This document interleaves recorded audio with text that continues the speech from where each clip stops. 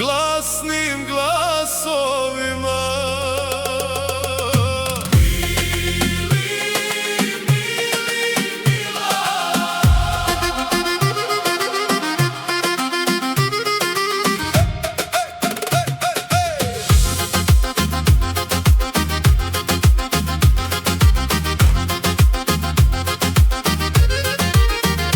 Svemogući Bog, Krist posljednjih dana, pojavljuje se na istoku svijeta.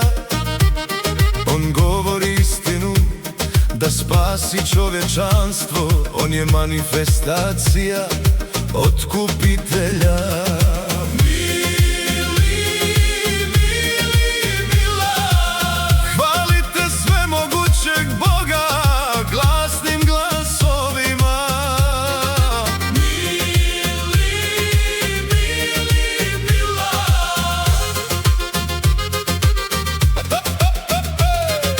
Božji narod čuje njegov glas, uzdignut je na njegovo prijestolje. Jedemo i pijemo Božje riječi, znamo istine i misterije, potpuno pobijeđeni Božjim riječima.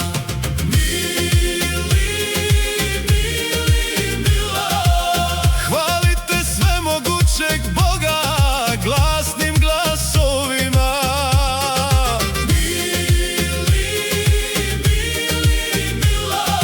Prolazimo kroz kušnje i pročišćavanje, patimo veliku bol, naša pokvarenost se pročišćava.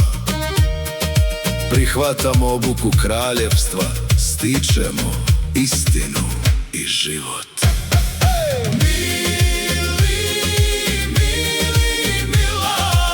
Hvalite svemogućeg Boga glasnim glasovima.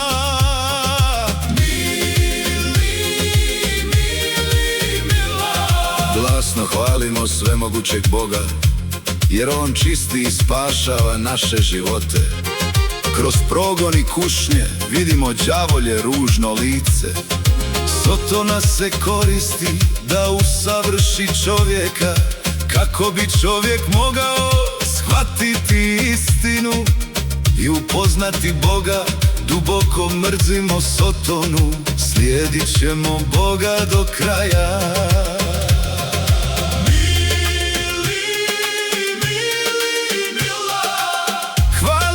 Svemogućeg Boga glasnim glasovima.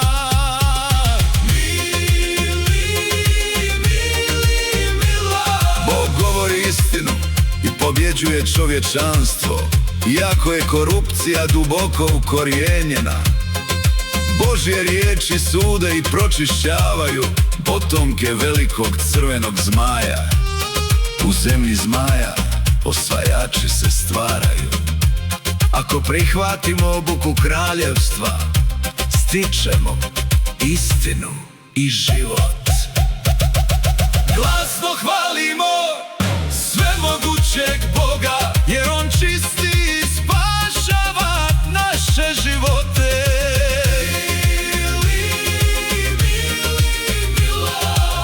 Hvalite svemogućeg Boga glasnim glasovima.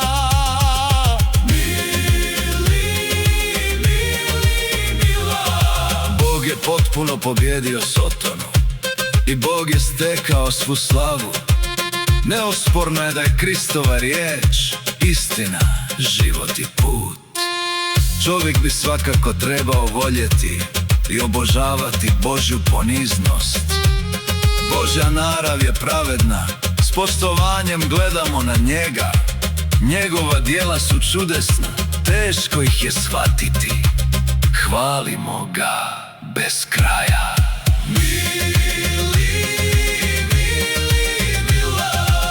Hvalite svemogućeg Boga glasnim glasovima. Prihvatimo obuku kraljevstva, stičemo istinu i život. Glasno hvalimo svemogućeg Boga, jer On čisti i spašava naše živote.